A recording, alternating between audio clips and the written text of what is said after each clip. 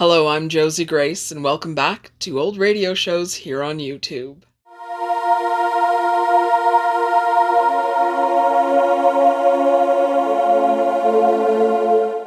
How's everybody doing? I know, more Lights Out. You're like, oh my god, Josie, are you done with Lights Out? I promise you I'm almost done with Lights Out. I promise. No, I'm not. Who am I kidding? We're going to put these in throughout everything, I think. So, more Lights Out, because these next two episodes, so this one and the one after, are some of my favorite Lights Out, and then there's another one that I'm going to play a little later on. It is actually one of my favorite old radio shows ever. Ever. It really is.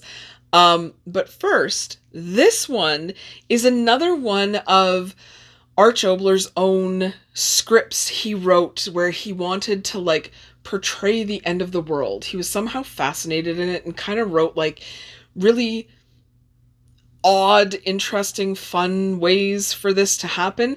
This one always kind of reminded me of Stephen King's short story, The Langoliers. For whatever reason, I feel maybe he was inspired by it. I don't know. Stephen King, were you inspired by Lights Out and Arch Obler to write that story? Because in The Langoliers, they go through this vortex thing and land, and the land is being eaten by monsters, and it's really time catching up with where they are. It's so strange. It's such a strange story. Anyways, that's one of my favorite Stephen King stories. It really is. I really, really like it. But this one is about a chemist who invents a substance that can eat through anything and releases monsters when it eats all the way through the Earth's crust.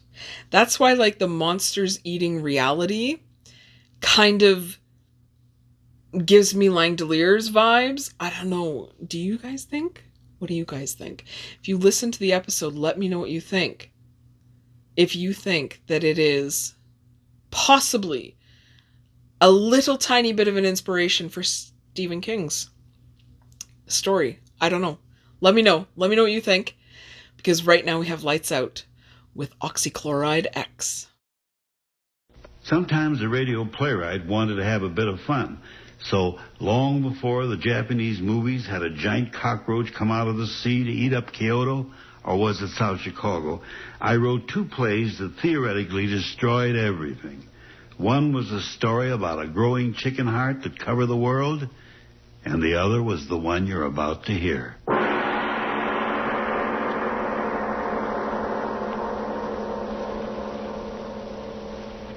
Lights out. Everybody. It is later than you think. This is Arch Obler. Someone has said that the two main springs which drive the world are hunger and the will to power. I think we'll all agree about the hunger, but as to the will to power, well, sometimes I think it's not quite as strenuous as that. There are some people in this world who don't want to run anything. They just want to be liked. And that's the mainspring of our story tonight, Oxychloride X.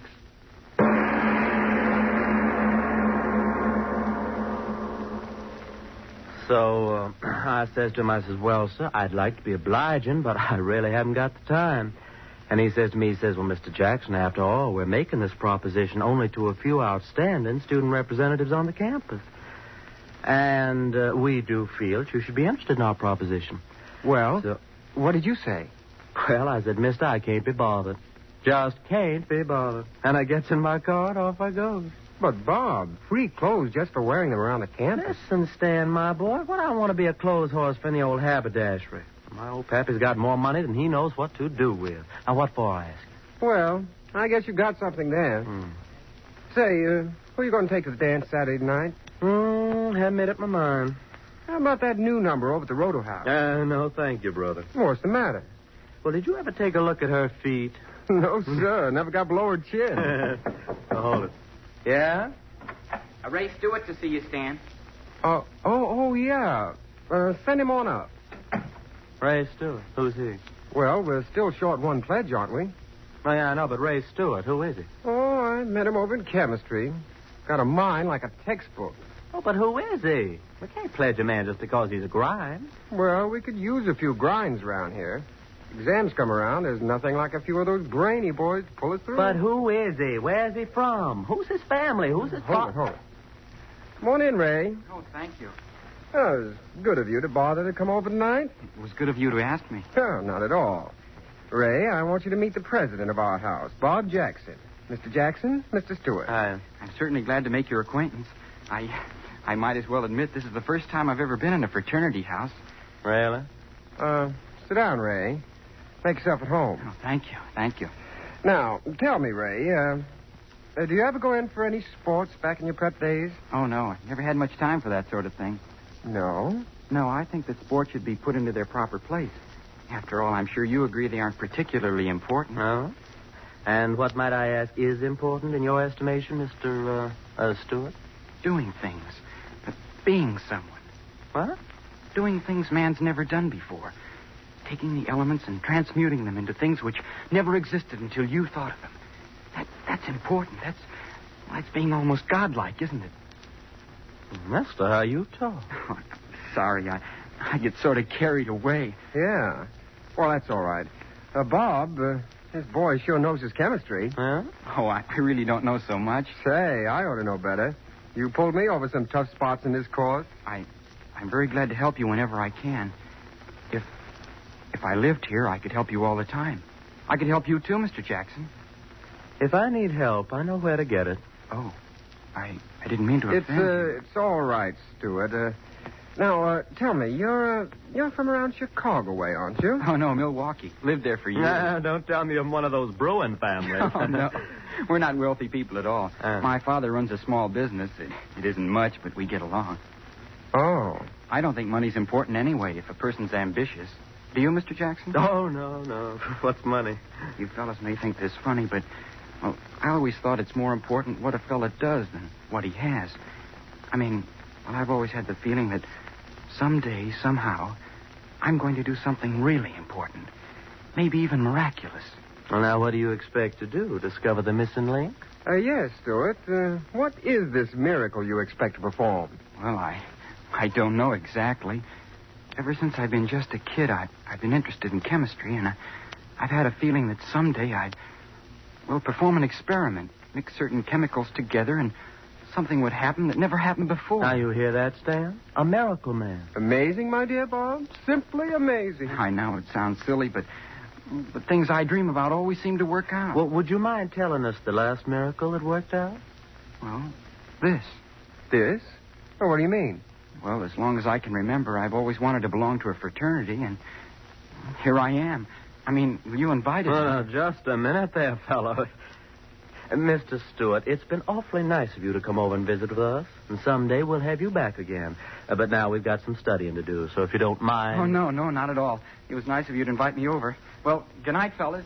Good night. Good night. All the scurry crackpots. Yeah. Did you see the look in his eye when he was talking about miracles? Yeah. Well, it'll be a miracle if he ever gets back into this house again, I'll tell you that. What in the world ever made you ask him over here? Well, I didn't know. How was I to know he's a crackpot? Pledge him to our fraternity. Pledge him to the booby hatch.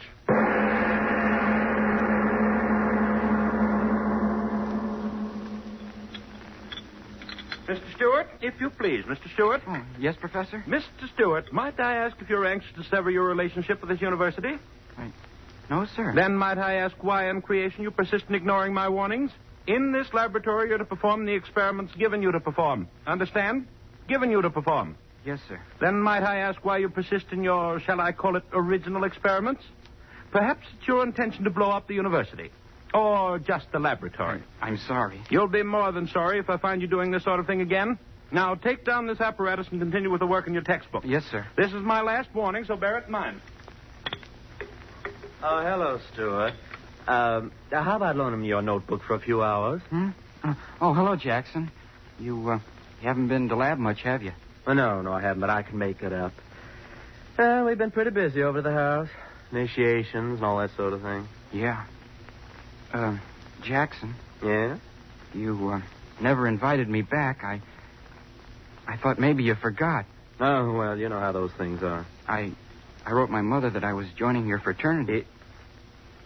Well, that was a sap thing to do. Was it? Well, we hadn't pledged you. Stan simply invited you over so I could talk to you. But you said you wanted me to come back. Oh, now, look here, fella. Don't be stupid about this. We didn't pledge you, so that's that. You're not going to pledge me? Certainly not. But why? I don't have to tell you why. But you've got to tell me. Oh, quit pawing me, will you? All right, you're asking for it, so here it is. We didn't pledge you because we think you're a crackpot. A what? A crackpot. You talk about miracles. You spend every minute of your time here in the lab monkeying around with things you don't know anything about, getting yourself in all kinds of trouble. Yeah, and you look like a first-class screwball. But I'm just trying to make... Yeah, whatever it is you're trying, it isn't normal. I'll bet you never had a glass of beer in your life. And if a girl ever looked at you, you'd fall over in a faint. Then you're not going to pledge me? You're not going to No, pledge we're not going to pledge you.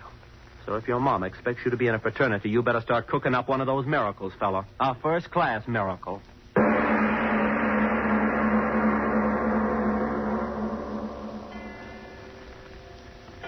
Sleep. It's so late. Sleep. I've got to sleep. Not gonna pledge you. That's what he said. Not gonna pledge me. Why do I keep thinking about it? If I could only sleep. Sleep. We think you're a crackpot. Oh, I gotta stop thinking about these things. It's not healthy to think what I'm thinking. Crackpot. Not gonna pledge you. Crackpot. What's the matter with my head? I heard him talking in it over and over and over again. I'm not crazy. I'm not. I'm as good as you are. I'm as good as both of you put together. Stop saying that. Stop saying it. I'll show you. I'll show you both. I'm better than you are. I'm better than anybody. I'll show you.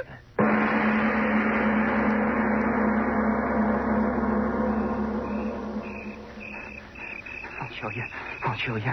Talk about miracles. I'll give you miracles. The lab. I've got to get into it. I'll give you miracles. It's dark in there. I've got to get in. Oh, blasted door. Got to get in. Window.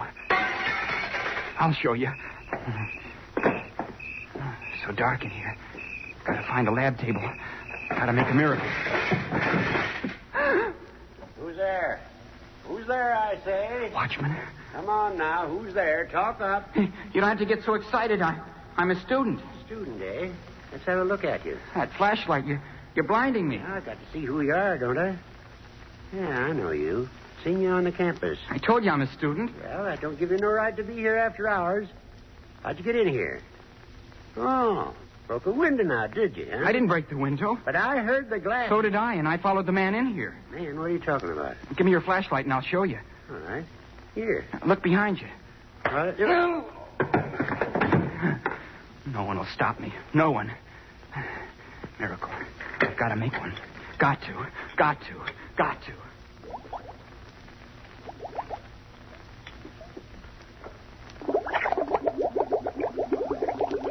10 cc barium. 5 cc selenium oxychloride. Oh, good. You're working out just as I planned. Who's there? Who's that working there? Professor. Oh, it's you, Stuart. And after all my warnings. You're just in time, Professor. Yes, just in time to have you thrown out of the university. What are you doing there? What is this mess of equipment? It's my miracle. Miracle? What are you talking about? My miracle. Are you insane? Take it apart, all of it, at once. Listen to it bubbling. A beautiful sound, isn't it, Professor? Take it apart, I tell you. Empty out the retort. No, I've got to wait. Are you mad? Turn out the burners. All right, I'll turn them off for you. No, stay where you are. Stuart, put down that acid. I'll smash the bottle on your head if you touch anything on that table. No, don't throw it. Put the bottle of acid down, Stuart. Please. My experiment. My miracle. Bubbling and boiling and stewing. It will work, Professor. It's got to work. But what is it? I told them I'd create something that no other man has. I told them. And I will, Professor. You hear me? I will. But what? A solvent. A solvent more powerful than anything the world has ever known. What do you mean? What are you talking about? Listen to it bubble. You said solvent. Explain yourself. Yes, a solvent. A solvent that will dissolve steel like a hot flame. What do you say? You heard me say it. A solvent that will dissolve steel faster than a razor cutting through paper. Do you know what that means? Run a line of this liquid across a steel girder, and the girder will crumple like a falling tree. Pour some of my solvent into a glass shell and bomb the cities. I tell you, it'll make war too horrible for men to endure. You crazy boy, you. You know what you're talking about? I'm talking about that liquid there. Listen to it.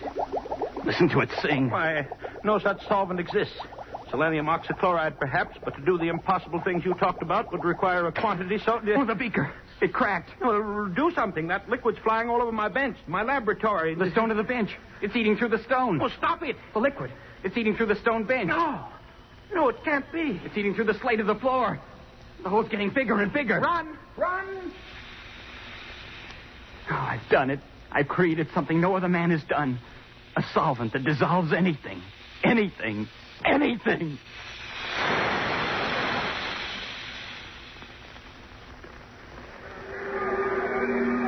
Hey, what happened? What's the matter? The land. I guess it's on fire. Well, where's the fire? I can't see anything. The whole school's out here. Hey, fellas, what's up? Nobody seems to know. Something's going wrong in the lab. Firemen won't let us in. Something burning? I don't know. Can't get near enough to find out. I can't see any fire. There's plenty of smoke, though. Plenty of excitement. Read about it in tomorrow's paper, I'll bet you. Hey, listen to that sound. Yeah, it sounds like water. Gosh, what is it? Hey, everybody back! The building. It's going to crash. Run!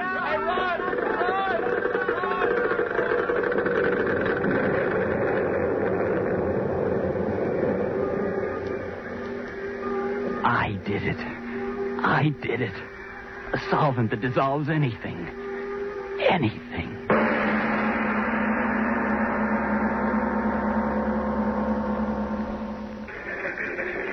Hey, Chief, look at this. Huh? What's the matter, Murph? Somebody have sex doublets? Get a load of this, Chief. Came in over the news wires. Read it. Additional on Whitmore University. Mysterious cavity on campus growing larger hourly. More follows. Mysterious cavity. Hey, what is this, a dentist advertisement? Oh, don't you remember, Chief? A couple hours ago, that flash about something eating a hole so big a building fell in it. This is the follow-up. The thing's getting bigger. What do you want to do about it? Forget it. What? Don't you see through a gag when it hits you in the face? Somebody's just having fun on the wires. Ha! Mysterious cavity growing bigger.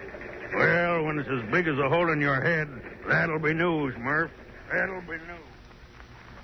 Anything. It dissolves anything. And I did it. I discovered it. I discovered Yes. Hello. What is it? Yes, this is Dr. Whitmore. Who is this? Who? National News Service. Now, look here, my good man. It's 4 o'clock in the morning, and I'm supposed to be resting. My vacation, you know. What? My university. Building collapsed. But are you sure? Yes, I'll call them long distance at once. No, I can't give you any sort of statement now. Hang up, man. I've got to get the operator. Operator. Give me long distance. Give me... What? Long distance is calling? Well, put them on. Hello. Yes, this is he. Rogers? Yes, Rogers. What? Did? That's impossible. Larger? But how could it grow larger? Chemicals?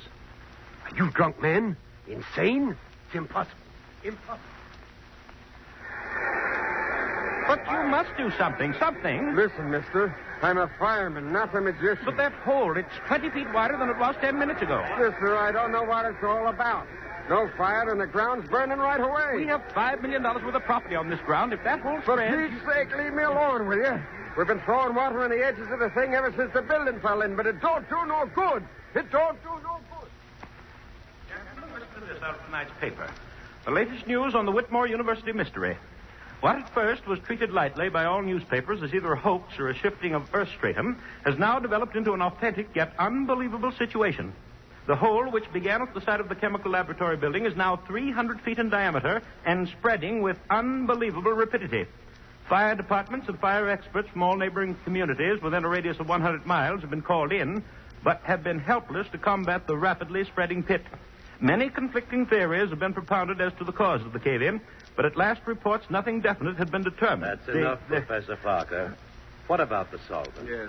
Unbelievable, unexplainable as it is apparently self-regenerating and oxidizing anything it comes in contact with so quickly. that we see no fire, but only the rapidly growing cavity where the earth is being consumed. But, Professor Parker, what is this solvent? Surely you don't expect us to believe that this student you were telling us about... I mean exactly that. Oh, preposterous. It's a fault in the structure of the earth. There is no such thing as a self-regenerating solvent. Simple cave-in, that's all it is. Gentlemen, if you please. What I know, I know. Oh, it's preposterous. Gentlemen, if you please. If my professional reputation is not enough to substantiate what I've said, then at least you'll listen to the boy himself. He's here. Listen to him. Well, why should we? Yes, gentlemen, if you'll listen, I'll tell you. You'd better listen to me. Gentlemen, please. What Professor Parker said is true. It is a solvent. It dissolves anything it touches quickly, furiously. And the byproducts of that dissolution give it new strength and movement. And I discovered it, gentlemen. I know, but what will happen? What can we do? We can wait. Wait? How can we wait? Look out there. The hole's within 2 feet of another building already. We've got to stop it. At once. If you don't... The building! The foundation's undermined! Crashing!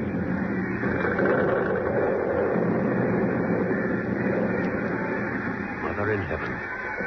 Harris Hall. Caved right in the hole. Professor Parker. You boy, listen. Which chemicals did you use? We've got to fight it with chemicals. Spread them around the edge. Neutralize the solvent. Yes, that's it. Chemicals. We'll neutralize the reaction. No, gentlemen. Listen. You may neutralize the reaction at the edges of the hole. But you forget one thing. What? What are you talking about? The solvent is eating downward at many times the rate it's eating outward. You may neutralize the reaction at the edges of the hole. But have you forgotten? It's eaten the hole 1/4 of a mile deep already. And it's eating into the earth faster and faster. How are you going to stop that? Faster and faster at an ever-increasing rate, this strange cancer on the surface is eating away. It is now approximately 14 hours since the phenomenon began, and already it has eaten outward a distance approximately 1 mile in diameter, with a resulting damage of over 1.5 million in property. Truly, the most astounding factor in this catastrophe is the fact that the hole is increasing in depth at an unbelievable rate.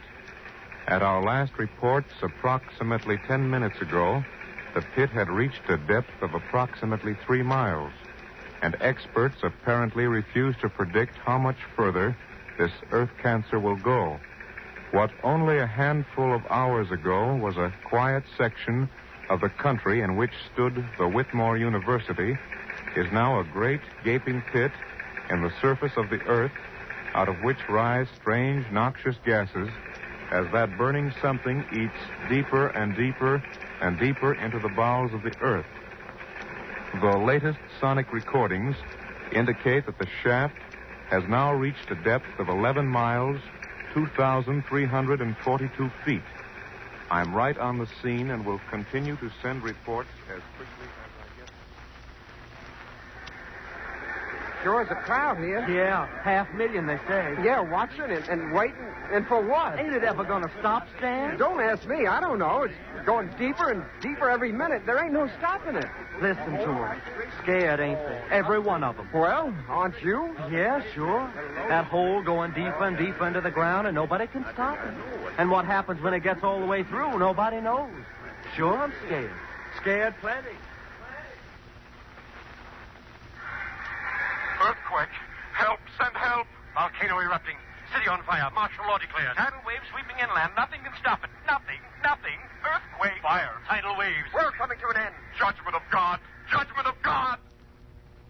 From Siberia to Cape Town to San Francisco and around the world again. I tell you, the Earth's ripping apart. And I tell you, it's that hole in the ground that's done it. It's affected the rotation of the Earth. Unbalanced things. Yes, and it's biting deeper every minute. What'll happen when it eats through to the other side? The ocean pouring through. We'll die. We'll all die.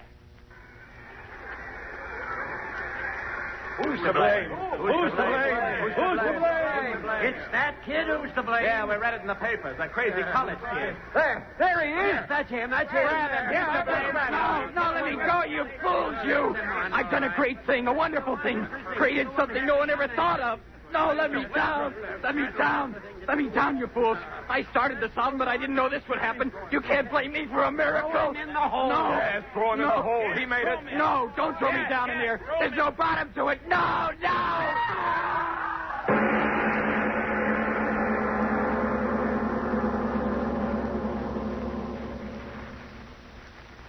Here, put him down here on the grass. Dan? Yes. Boy, oh boy, will this be a sensation on the campus. But, Watchman, how did it happen? Well, I'm making my rounds of the grounds as usual, and all at once in the moonlight I see this fellow walking across the grass. So I go up to him and I see the fellow's walking in his sleep. In his sleep? Yeah. And just when I starts to grab him easy-like, he pulls loose, yells something about, "Don't throw me in, don't throw me in." And then he runs across the campus and dives headfirst down into the swimming pool.